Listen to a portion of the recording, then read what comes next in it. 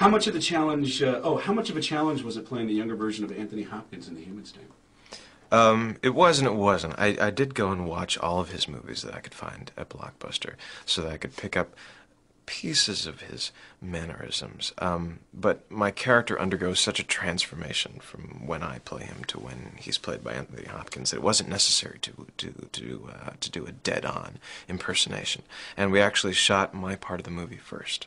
So when he came on set, he was able to watch my footage like he was watching a home video of himself as a younger man.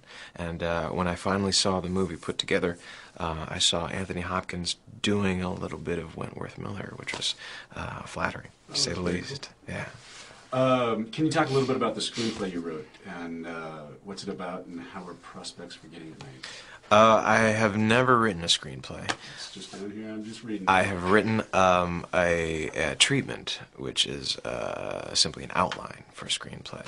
I'm not a writer, or at least I'm not a writer yet. I know that there's a science involved, and I haven't figured out quite how that science works. I'm looking to kind of piggyback onto someone else who is going to take my treatment, get excited about it, and turn it into a screenplay.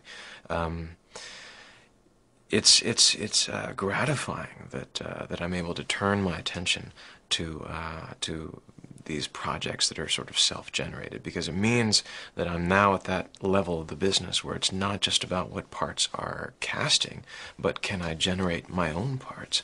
Can I come up with my own stories that I want to tell and be a part of? And it's going to be an uphill battle. It's nothing that we're going to do immediately, but I've been meeting with some extraordinary writers and directors, people who've achieved real success in this business, and it's because of Prison Break. I mean, the show has opened up the doors that have allowed me access to these individuals.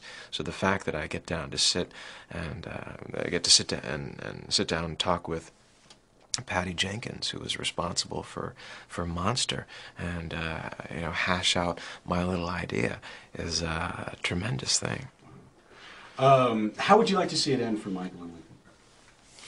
Well, that's a very good question. It's a complicated question as well, because I think there's every chance that Lincoln will be exonerated for the attempted murder of the vice president's brother, or whatever it was that they had put him behind bars for, because of course he's innocent, and once we bring down the government conspiracy, I think that kind of blanket pardon is probably a reality. However, Michael did in fact rob a bank, and they have in fact committed a number of crimes since leaving Fox River State Pen.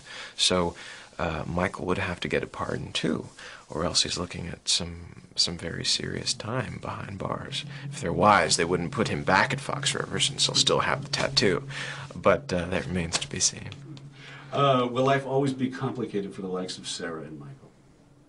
I think so. I hope so, for the sake of their relationship. I think it's for the best that we keep as many complications and obstacles between them as possible. I mean, these are two individuals whose connection is defined by why they can't get together. You'll never see them, I don't think, swinging in a hammock together somewhere, south of the border. I mean, that'd be great for a scene, but Sarah and I thrive on complexity and tension and, what's left unsaid in that moment. And we've worked hard to really grade the course of our relationship in small, incremental amounts. And a lot of people have asked, well, what about second season? When are these guys going to get together? And I said, well, it may take a little bit longer than you're hoping, because, first season there was 1,000 reasons why not. Now there are 100,000 reasons why not, up to and including Michael set in motion a chain of events that led to the murder of her father. So I don't think that that's something that she's going to easily get over, plus which he betrayed her in the most profound way at the end of season 1. Sent her into a spiral that resulted in a potential overdose.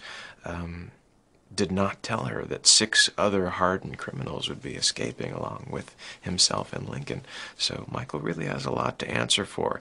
And what the writers are now doing, which I think is very smart, and the only believable way to prolong their relationship, is that now that Sarah has been sucked into the middle of this government conspiracy, it's becoming clear that Michael is her only potential lifeline. So even though he's now the last person in the world that she thinks she could trust, she may have no choice. Which is good news for me. Prison Break has been a big international success. How has that been for you when traveling abroad? Dominic and I were in France to promote the show not too long ago, and we were like 50% of the Beatles. I mean, it was kind of extraordinary. I think it took that trip to really make me understand that the show is a much, much bigger hit overseas than it is here. Here, we're a moderate success.